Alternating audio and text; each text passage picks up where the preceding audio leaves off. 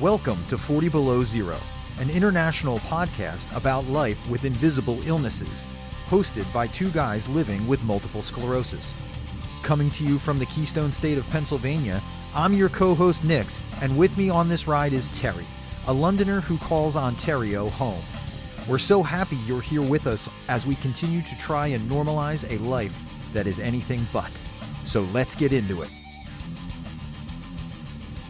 What's up, Warriors? Welcome back to the show. As you know, my name is Nick, and with me, as always, with the TSA-approved beard is Terry. My brother, what's going on? What's up, bro? How are you, man? Good. Yo, I'm man. in a good mood today. What an opening. Yo, thanks, buddy. Yeah, I'm so glad you're in a good mood today. I am too. I am. It's a crisp, let me check, 9 degrees Fahrenheit outside, feels like. So, yeah. Dude, do you know how cold it is outside? Should I say, how cold is it? minus 25. So, do your Fahrenheit stuff.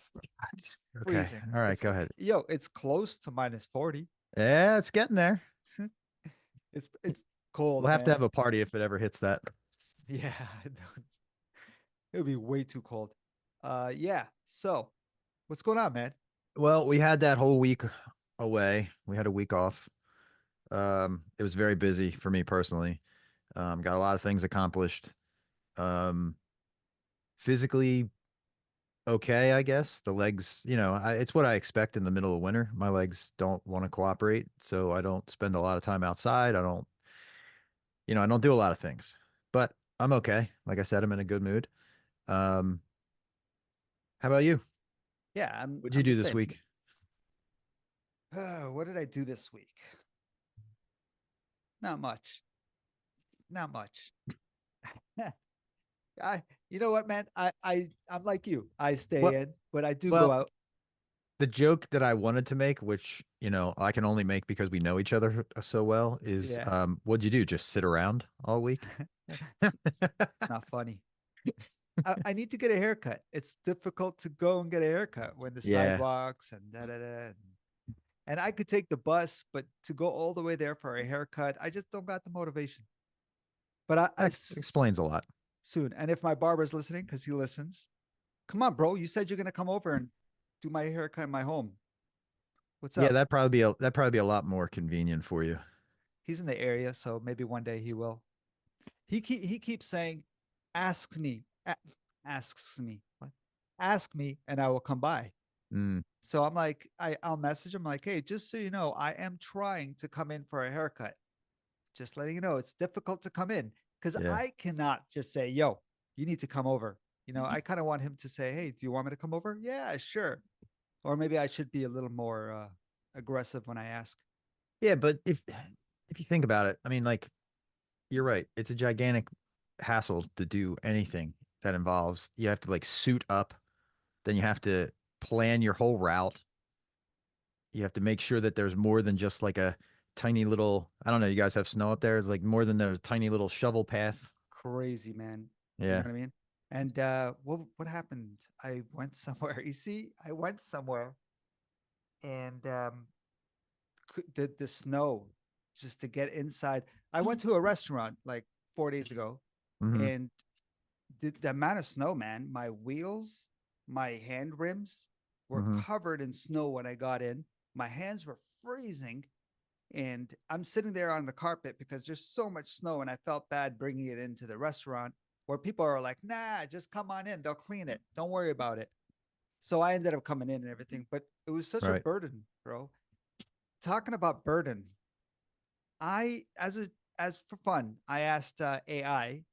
I said, I said, dude, I have fun with AI a lot. I said, tell me a sad story about someone with multiple sclerosis. Oh That's what my I said. goodness. And dude, it gave me a story of what you probably went through in your life. All It was right. it was Let me hear amazing. it. Oh The man, story by AI. this is a story, and I'm sorry if I trigger anyone or I bore anyone, but deal with So it. so this is 100% AI. This is not you at all. Not me at all. 100%. Okay. All right. 100%. I didn't give any names or anything. Okay. Okay.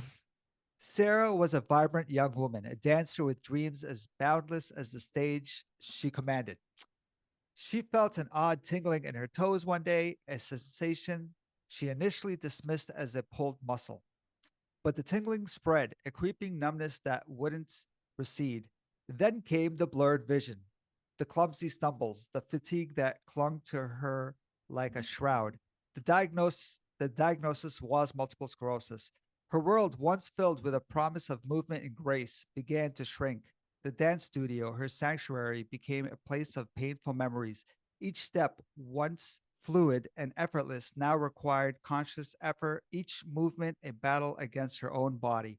The MS wasn't just physical, it chipped away at her spirit, her confidence, her sense of self. There's another whole paragraph. I don't want to Wow. bore you, but it's funny because she talks about how she doesn't want to be a burden on her partner Oh, and wow. she doesn't want to tell the public because dude, it's so cool how AI recognizes all what we go through. Well, yeah, there's enough similar. Well, sadly, there's a lot of similar stories and a lot of similar symptoms that people talk about on the internet. So naturally, it would grab all those words. But And yeah, if you yeah, if you have MS and you're not going through all those symptoms, there's no need for you to feel guilty. You, yeah, it's true. I know that sounds a little weird, but it's like Yeah, I you're have still part of the MS family. just because I don't go through. Yeah, you have lesions in your brain, in your spine, or whatever, on your Hmm. nerves. You have MS. Cool. Wow. So, Terry, he's all over the place. Yeah. By the way, did you hear about the plane that flipped over in Toronto? Oh my goodness. No, Oh, it's all over the news, man. I'll have It to look. it landed, but it was a hard landing because of the snow and the wind, Mm, the crosswinds that it flipped the plane over. mm. So everyone survived. Oh, No one good, died. There was like good. seven, maybe 14 injuries. But it's not funny. My mom came back she went on a trip to Portugal and she came back. And as she was coming in for the landing, which was 2 days ago, she messaged me and she goes, I'm worried. It's so Mm. much snow. And I'm like, you got it. The airplane, they know what they're doing. And, I was giving her all this like words of encouragement, like, you're fine, as if she's landing the plane. But Yeah, anyway, right. and everything was fine. And then the next day, she's like, you see, that stuff happens. And I'm like, you're fine. You're home. So Well, good thing everyone was okay for that. yeah. Yeah. Ugh.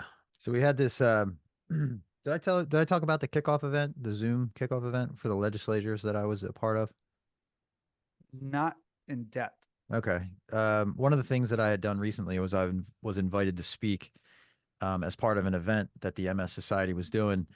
Um, it was to introduce the society um, as like a lobbyist kind of thing, introduce them to the newly elected congressmen and women, Okay. um, just to say like, hey, this is who we are, this is what we do, and this is what we're looking to do this year. So it's like kind of a prequel to the day that we all go down to DC. Um, it was cool. I was honored to speak. They had me tell my story, in a little part of my story, and how what are we talking about this year? Copay accumulators, they're called. It's the fact that when you get assistance from your medication company to lower the price of your medication, uh, the lower cost that you pay out of pocket is what they count as far as towards your deductible every year, but Okay. not the total price of the medicine. So what we're saying is it keeps people it keeps people paying more longer because they don't count the help. So it's like count the help so that way we can stop getting like just staying in this endless loop of paying copays. Yeah. Yeah. Um, so we just introduced that to him, and I told my story about how when I had first gotten diagnosed, I was on Copax. They put me on Copaxone, Yeah. um, and since I had just become retired and my disability, I was still in this limbo state. Um, I, I had so I requested help from the drug manufacturer, and I received it, which was great. I mean, it was a huge help because it reduced it down to like, I don't know, $5 or $10 a month. It was like nothing.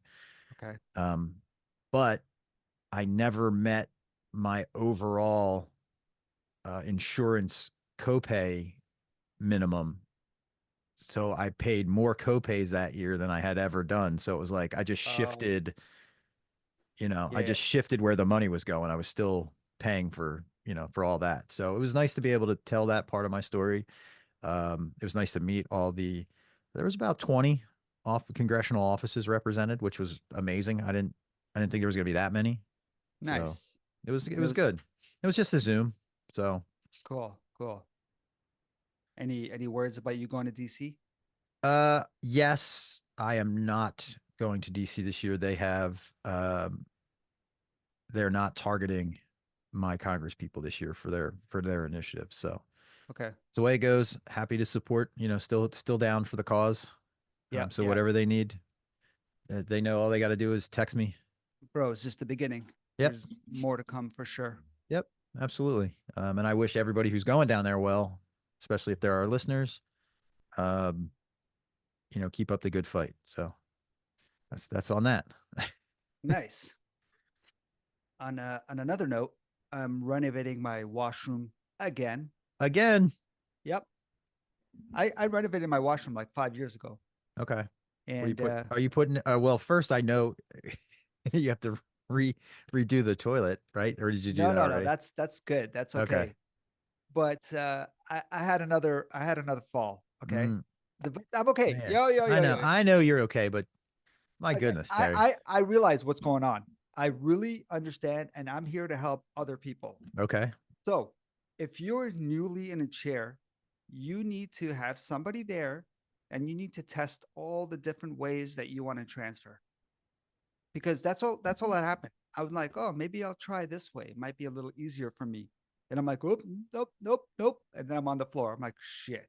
I get up, Mm, I'm fine, but I'm like, "You know what, man?" And I had enough. Like I'm all pissy because yeah. it's like, how many times is this going to happen? Is this what my future is like? I'm seeing my future, and it scares me. But then I realized, if I have somebody there and I'm like, hey, let me try this, let me try that, let me try this way, but somebody's there, try all the different ways. I know that sounds weird, but you got to try all the different ways of transferring, and yeah. And then once you become a pro at it, you know what to do and what not to do. That's my story. So I'm going to renovate my washroom because I definitely need a roll-in shower. Oh, okay. That makes sense.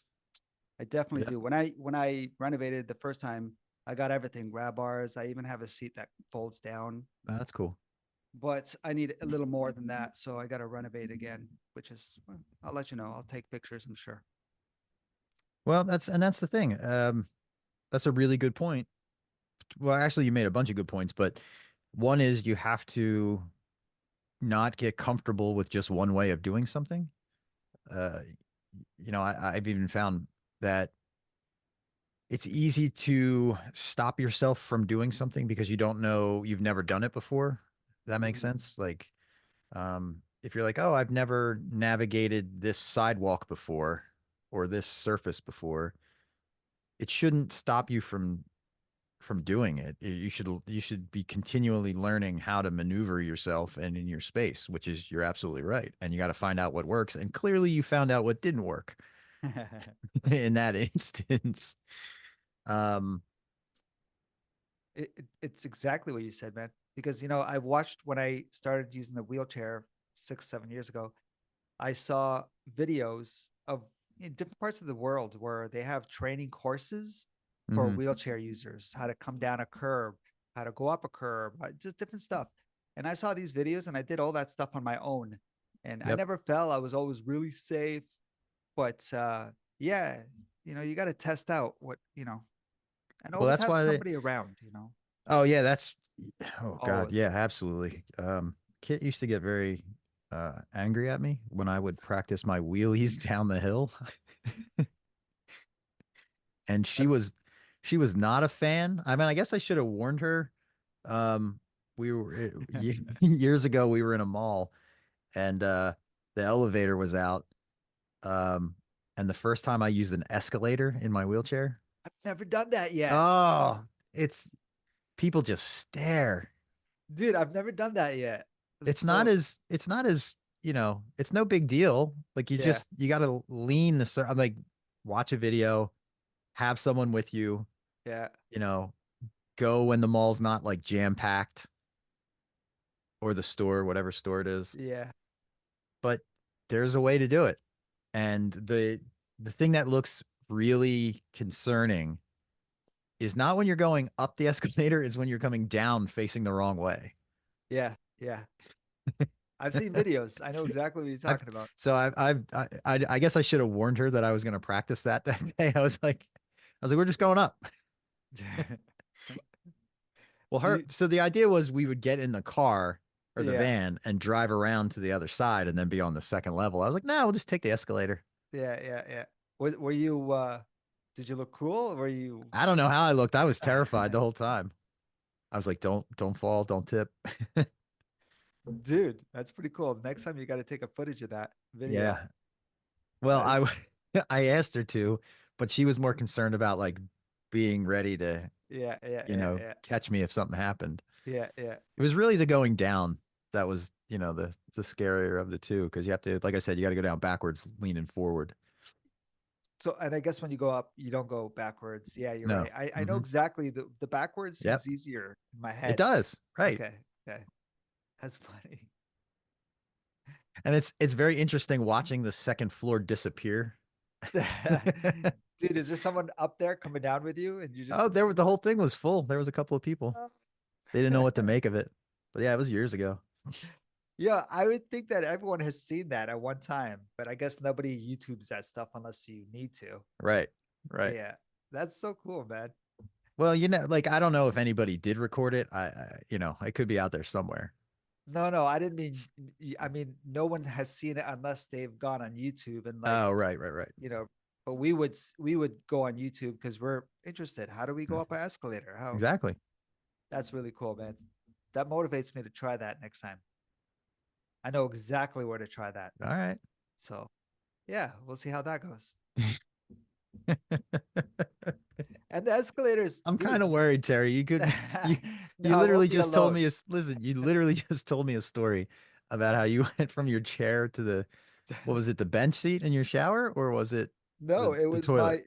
the one that I broke. No, the last Oh, fall you just had. it was from the toilet. It was from the toilet, but it wasn't like that. It was I I gotcha. was trying to do a new maneuver. I'm like, what if I put the chair here? Will it be easier? Because there's days when my legs are kaput. Yeah. They are done. So I'm like, maybe Well, all right, let me ask you this question because it's same thing. Mine come and go all the time, but when you know that they're in that state, that your legs are just not having it, they're just yeah. not in the game. Mhm. What is that? How do you feel about that? What do you think about that? Like when it happened? Because I know where my head goes, but it's a different space because of not being in the chair full time. So talk about that if you don't mind. Yeah, no problem, man. I am convinced like a lot of people think it's my muscle, but I'm convinced, and we all know it's multiple sclerosis is the nerves. It's not being triggered. So I realized that it takes 2, 3 times until it triggers the nerve, and then I can actually stand up. So I'm trying to build my muscle because it's not the muscle, it's the nerves. It scares me, man, because that's I'm seeing my future. And Hmm. there's times, man, when I'm tired, I am a different person. I will not show anyone how, disabled I actually get, and I really do. My legs are kaput and I know I'm not going to be able to stand up. And if I take my time and work my nerves, I will stand up. But when you gotta pee, you gotta pee. Hmm. So it's Hmm. not like, oh, I'm gonna take 10 minutes and no, I gotta transfer right now. So, I gotta figure out quick ways to transfer when I need to. But yeah, man, it's scary. You get So irritated. let me ask this question because I have my answer too, but so the natural question that I heard or that popped into my head during that was why don't you show people how disabled you are? We spend a lot of time talking on here, Yeah. Um, I think we put on a good show. So the question is, why? I had just give the so was it 2 episodes ago or an episode when I read that when that essay that I wrote that Yeah. so why don't you show people how disabled you are? I always talk about having a camera follow me around for a day, Mm-hmm. and I'll edit the footage from the morning and the night. And I think primarily it's an ego thing. Mm-hmm. I don't want, I don't know. Why don't I you think analyze this? I don't know. I, well, I think you got it right. I think it's the ego. We talk about that a lot. Um, you know, we talk about letting go of the ego a lot. Um, and we talk about it, but I know that I am not guilty. I mean, I am guilty of not practicing what I preach sometimes. mhm, Um, me too. I think that there's times where I push through just for the sake of maintaining how I think I should present myself to the world. Me too. um, and that's natural. I think everybody does that because we still, on some level, equate uh, disability challenges with with weakness because that's what we've been conditioned to think. Um, but as we know, talking with as many people as we have and as many times as we have, that it is certainly not weakness. I brought up to so when I was on a Zoom call with the ambassador program um, heads, and I brought up that phrase that we had heard here from one of our guests, and I use it all the time: people of determination. They loved it, and now they're gonna see if they can keep passing it up the ladder, so to speak, and because it's just a better way to say it. That was from Dr. Lowry. Yeah. Okay. Thank you. Yeah. I love that. I've been telling I everybody, love it too. everybody that wants to hear it. Um, it's just such a better way to say it. But so that's why we don't tell people how disabled we are, other than just to say, you know, and you're totally right.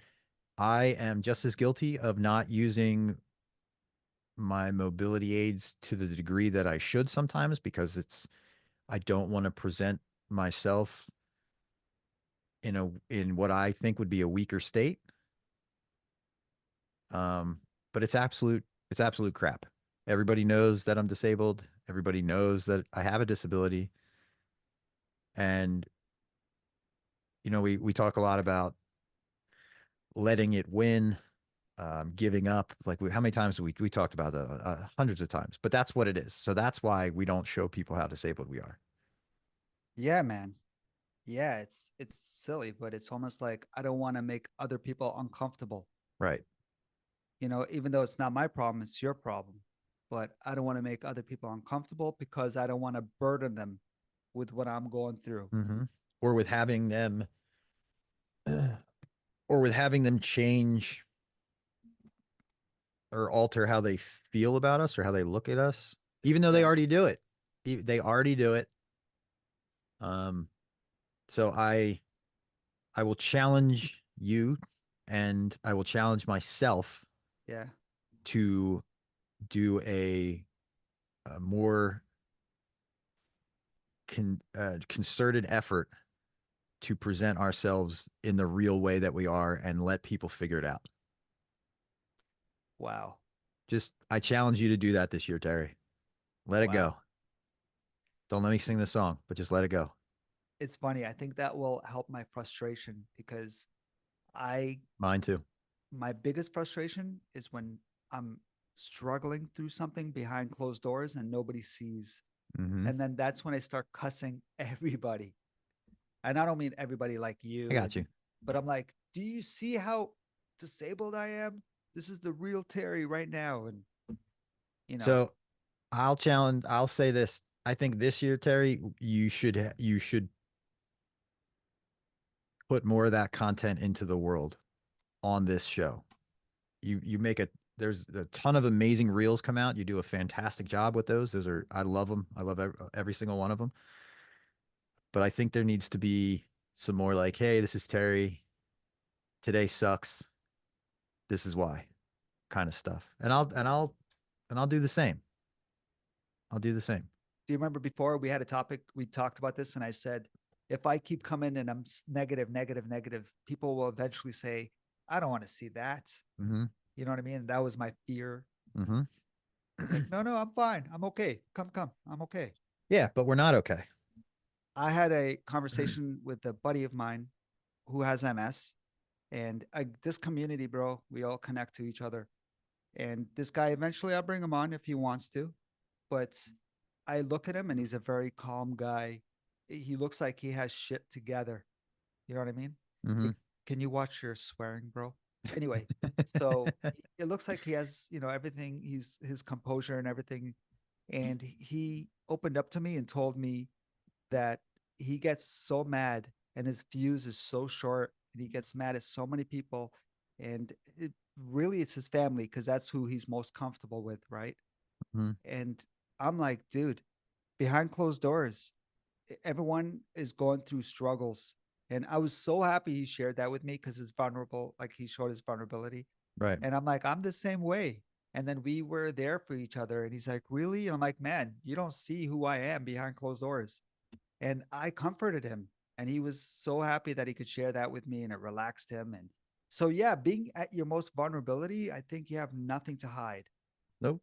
And, you have no secrets and you don't have to act a certain way. So let's make that effort to be not always behind closed doors. Let's um Yeah, let's I hear share you. that struggle out there so that more people feel comfortable sharing it. To their people, you Yep. know. Yep. So, and I'm not saying like, "Hey, this is Terry. I'm on the floor." I Yeah, just yeah. you know? Yeah. Yeah, yeah, yeah. Yeah, yeah. Maybe. No, no, no. Hey, Yeah, hey, yeah. whatever. It's It's I'll be excited to get those alerts when the reels come out. I'll give you a warning. I might put a warning on the reel. Like, You know, get us kicked off Insta. so we have a guest coming in today, and Ah, good. she does not have multiple sclerosis. Okay. She does, and I don't want to label her like, because she Well, say it this way. What is her struggle that she has to be determined through? she talks a lot also, even though this is not my main concern about her, but she talks about mental health. Okay. And it's really cool because she doesn't like the word mental health. And we will talk to her about that. She hates using the word mental. Okay. And I totally agree. It's one of those words that should be out of our vocabulary. She uses mind health. She's like, she doesn't like it because it does. It doesn't sound right when someone's like, hey, how's your mental health? Even though we know what it means, Right. right? But the whole mental. So, um, so I think she struggles a bit. We'll find out her story. I think she struggles a little bit with anxiety, but she goes through stuff called seizures,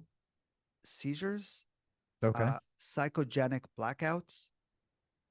I don't know. I Wow. it's very new to me. I Yeah. I googled it, but I don't want to be the one to tell you what Right. what. Like we'll hear it firsthand from her. See how much she wants to share about it. And she has a career on her own path. Like she does hennas. You know what a henna is? I Like do. the Mhm. tattoos that. Yeah. What is it exactly? I was about to say tattoos that fade, Well, but we it's can ask her. okay. Well, That's they fine. are, but we can. It's something a little different, and it's worth an explanation. So it'd be nice. Hey, can you hear There me? you go. Hey, what's up? Hey, peace and blessings. I Outside, the sky, currently, feel the atmosphere. I feel so cold right now. How cold is it over there? I didn't even check the weather, but I know if my gloves are off for more than 2 seconds, my fingers start to freeze. So, Hey, Nick, Shahada, even though she's in the cold right now. hey, Shahada, Shahada, Nick. welcome to the show. Pleasure to meet you. Thank you. Thank you Nice so to much for being. virtually meet you as well. Thank you so much for taking the time to talk with us today. Ooh, time is everything. You understand it completely. I'm with you on the same wavelength, I think. Did I say your name right, first of all? Yeah, Shahada, on Okay, point. cool, cool. Yeah. Well, being having a Middle Eastern background, that name's not new to me, right? So For you, for you. I don't know if I should say it like the Canadian way, like is there a Canadian way? Shahada. It just Shahada. means it just means Ashhadu an la ilaha Look, illallah, look, Ashhadu anna Muhammadan Rasulullah, you know? look how I'm making Nick so uncomfortable. Not Okay, Yeah. uncomfortable. Hey, okay. listen, I went to my high school had 47 languages represented in it. So you're not making Yeah, me yeah, uncomfortable yeah. at all. No, it's all good. So I was telling Nick that when we talked before, when we connected, we talked about a few things. I know what you do uh as a career. Like I know you're doing hennas and stuff, which is really, really cool, by the way. I've grown up a lot with that stuff too, so it's not new to me. But you mentioned that you go through, and I don't mean to label you like this person is this because she goes through this, right? But you have psychogenic blackouts, or you call them seizures. Yeah, so it's called like psychogenic blackouts or pseudogenic seizures. It's there's very limited studies. Um, Not a lot of people know much about it. Um, I had some brain scans done. I forget what you call them. I think it's called EMTs, electromagnetic something. Okay. Okay. And so that's where this neurologist kind of told me this is a case of like pseudogenic blackout psychogenic seizures. And so the complexity of it is Google doesn't give you a good answer. As with any diagnosis, I think it's always very like particular and specific to the individuals, but basically it can be triggered involuntarily from either trauma. It can be triggered, so like something psychological. It can be triggered from um like concussions, or it can be triggered even like from something like emotional. So it's basically um like a neurological type condition based off of one and or all of them. In my case, all of them.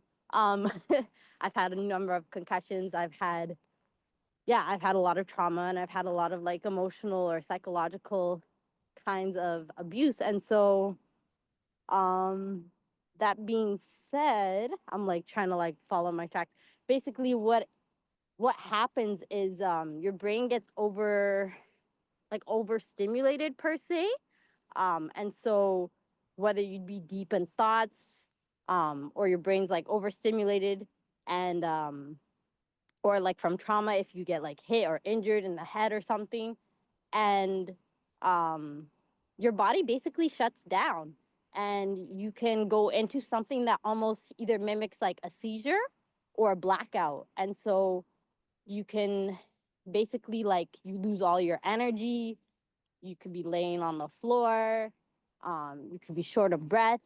It also might mimic what looks like a panic attack, but it is not a panic attack. Um, it doesn't Hmm. even compare at all, because it's not something that you're just thinking about and can snap out of or like breathe through and get through it. You literally have to wait for your brain and your body to finish shutting down and rebooting the system. And so that can the duration of how long that takes is unpredictable and unexpected.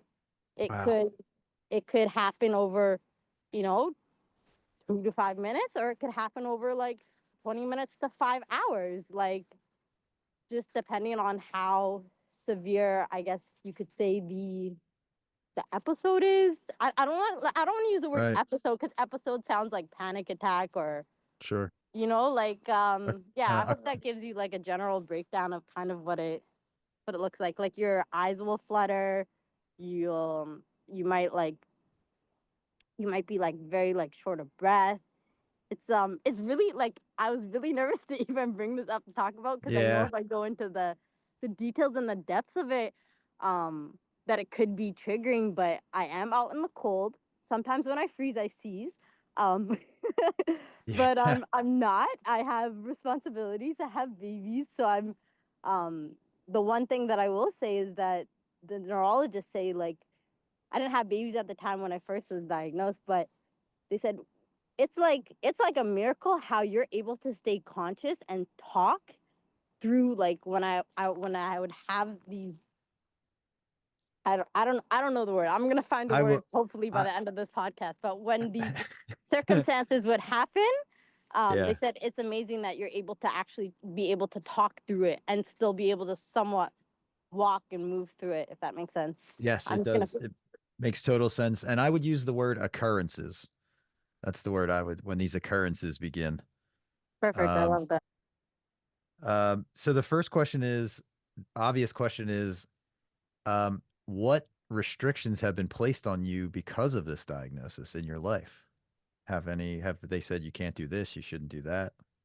So, like I said, I would say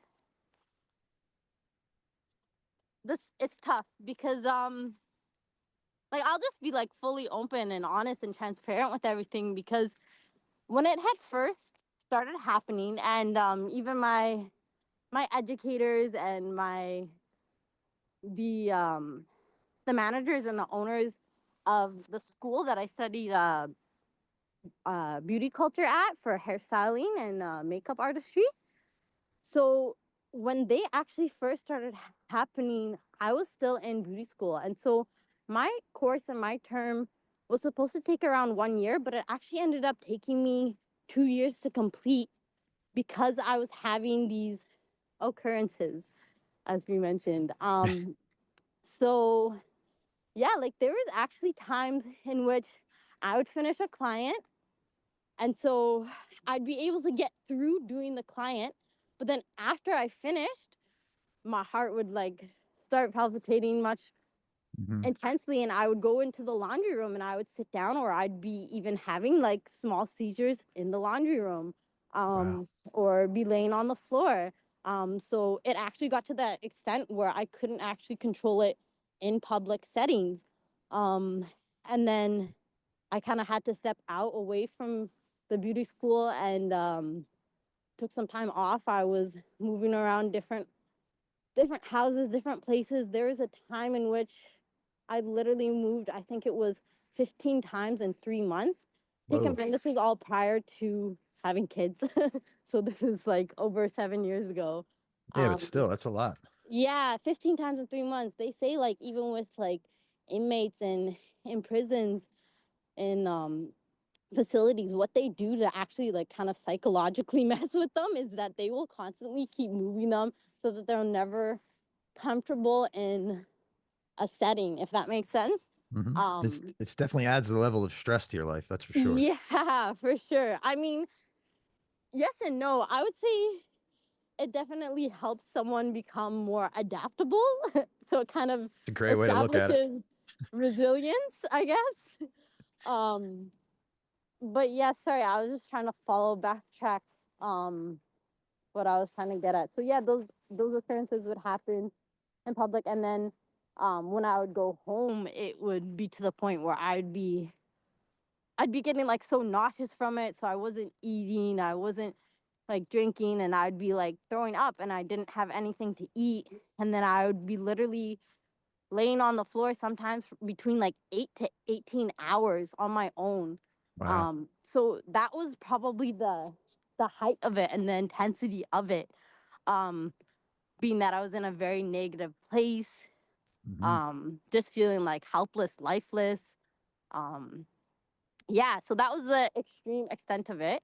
Whereas now, I definitely feel like having to be conscious, having more responsibilities, having myself and the babies, just consciously or constantly consciously working on myself, working on your mind. Your mind is such a powerful thing. And Hmm. so, um, as much as you can say, like, oh, avoid your triggers, it's not necessarily about avoiding your triggers. I would say it's learning to manage and cope with the triggers that you know exist, but sometimes it can even happen without even being triggered. Like I said, like Yeah. because of like concussions and things like that. It's almost like, to me, I feel like it's like a missing neuroceptor in your brain. Whereas like something might happen and something subconscious might affect and trigger it, and you don't realize that you're being triggered, if that makes sense. Yep.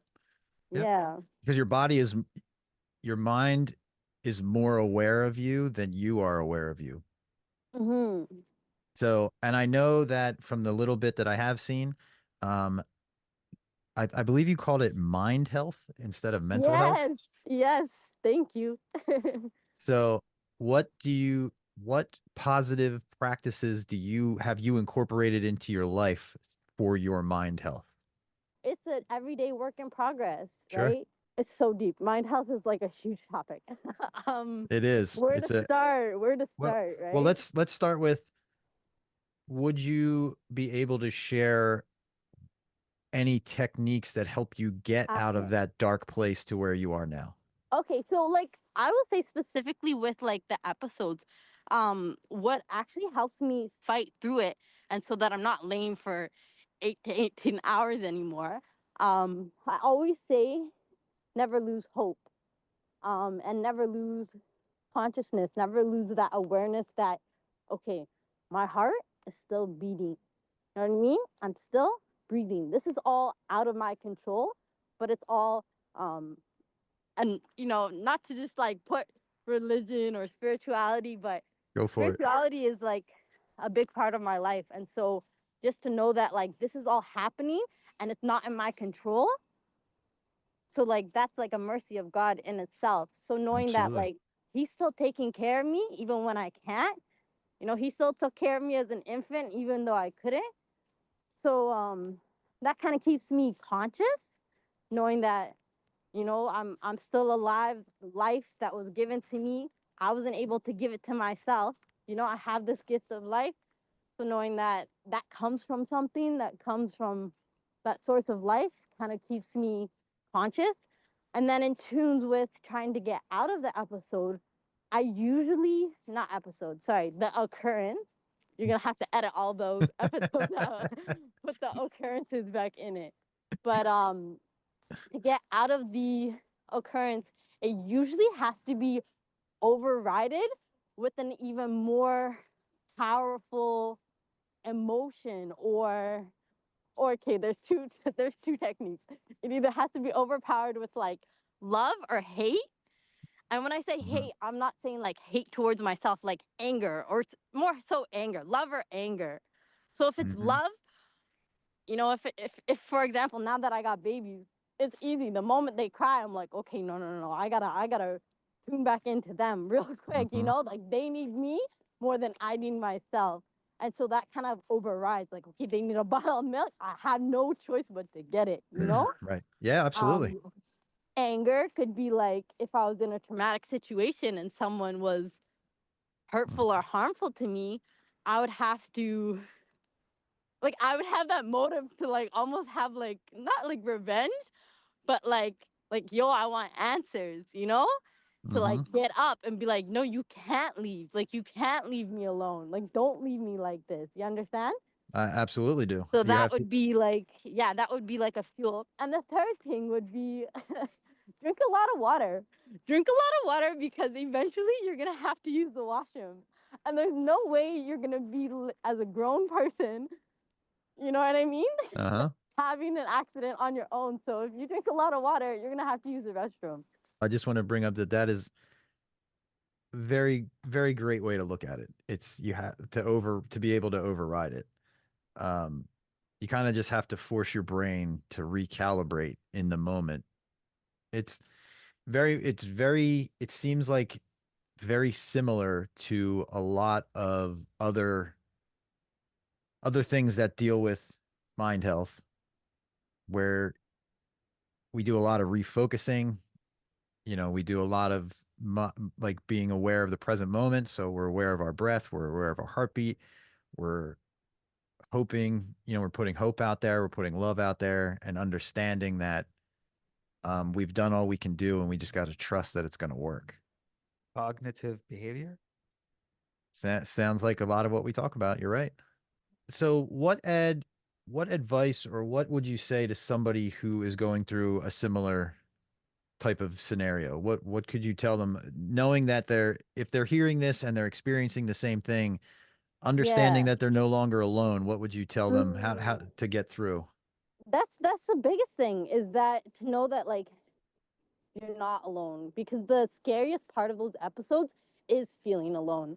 Um of those occurrences, the scariest part of those occurrences is feeling like you're alone. So Mhm. knowing like, even though you say like, okay, my heart's still beating, sometimes, like, especially because I've experienced both. Like, I've experienced the pseudogenic blackouts and seizures, and also I've experienced panic and anxiety, see, in itself, anxiety attacks.